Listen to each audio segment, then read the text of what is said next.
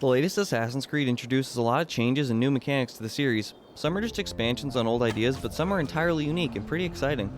In an attempt to bring honor to Odin the Allfather, and because this game is super long and I won't be getting a review out for at least another month, here are the top 6 changes in Assassin's Creed Valhalla. At number 6, raiding. This is by no means the first game in the series where you could park your seafaring vessel and run up on some bad guys, but it is the first time you can bring all your boys with you. I'm pretty sure Odyssey had a skill where you could summon a lieutenant from your ship, but this is a totally different scenario. Anytime you see a raid icon and a glowing little golden patch of beautifully rendered water beckoning you to dock, you can hold the interact button to launch an unquestionably uncalled for malicious assault. For once, I'm not exaggerating in the slightest. You kill everyone you see, burn every building for what appears to be no reason. You steal specifically from churches because you assume they'll have more money. I mean, that's just awful, right? How could they? And by the way, those crispy Christ boxes are absolutely loaded. Next on the list is number 5, dual wielding. There was sort of dual wielding in the past, but really it was only the one weapon being assigned to both hands, and variety was rather limited. In Valhalla, these violent Vikings can equip anything they please. An axe and a shield, an axe and a mace, an axe and a dagger. I haven't tried on equipping the axe yet, but I know you can. I hear tell you can even use a shield in each hand offensively, which if it's anything like when you pick up a shield in the beginning of Kingdom Hearts, I am down for it. I'm a big fan of freedom and variety, especially in combat, so being able to pick what hand has what sharp object at any given time is mucho appreciated. Speaking of options, you'll be encountering many an optional adventure as you go a Viking. This brings us to one of my favorite of the more minigame-like features, number 4, flighting. I know it's super easy and dumb, but I love flighting. It's basically a Viking rap battle, usually centered around insulting your opponents while rhyming and loosely matching their syllables.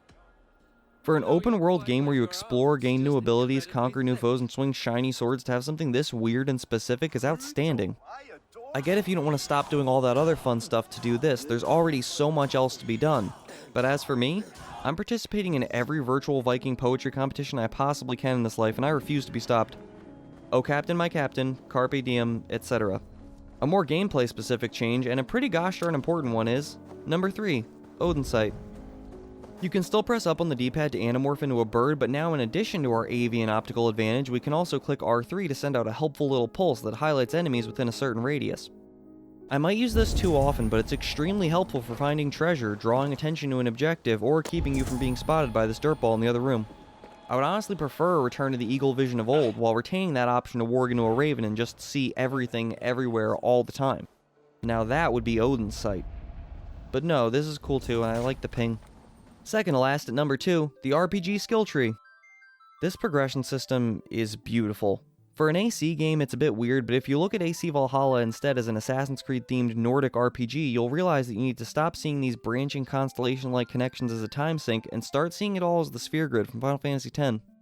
Okay, it's not quite as good as that, but it's cool. Some of the abilities are really surprising, and you're free to stick to one specialized path, or spread out across all 3 ever-expanding archetypes. And it's colorful, and I love colors. Before we get to the end of the list, I wanted to quickly go over 2 honorable mentions. The first is the Horizon Zero Dawn-like rations mechanic. Basically, exactly like in Horizon, you find berries or food in the world. This refills a little meter that can be used essentially as a reservoir of sweet health potions should you need it. And I always need it. I also wanted to mention the settlement building. This sort of existed in one form or another in past titles, but was never this central to the main plot. It's got an almost Mother Base-like quality to it and makes going out on raids that much more fun. They become purposeful voyages for the betterment of the clan. And for some reason, we also seem to need to burn everything to the ground. Now that that's out of the way, finally, topping off our list at number 1, the option to turn on assassinations. I know, you can assassinate folk anyway, but that's not what I mean. Usually in these games, your positioning, your ability to isolate, and then execute a kill were the only factors one had to concern themselves with, but as the games became more RPG-like, all of a sudden a shot to the brain region did not guarantee death. Even more frustratingly for some players, a slash or stab to the throat from your hidden blade, your previously most reliable method of felling a foe, also lost its lethality. Plus it doesn't help that the new animations are kinda terrible. The main decisive reason you could not one-shot an enemy went from being you weren't skilled enough to your stats weren't high enough. I could also see the argument that these games are less about flow now, and thus the one-shot kill not being a part of the developer's vision isn't as important.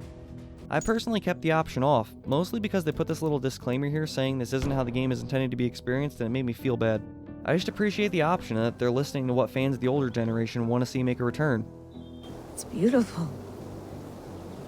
But it's not normal. I don't want to spoil anything, but some of my biggest issues with the series as a whole are being addressed, in what appears to be a pretty serious way. The more time I put in, the more I can forgive the negatives and enjoy this game for what it is, and not resent it because of what it isn't.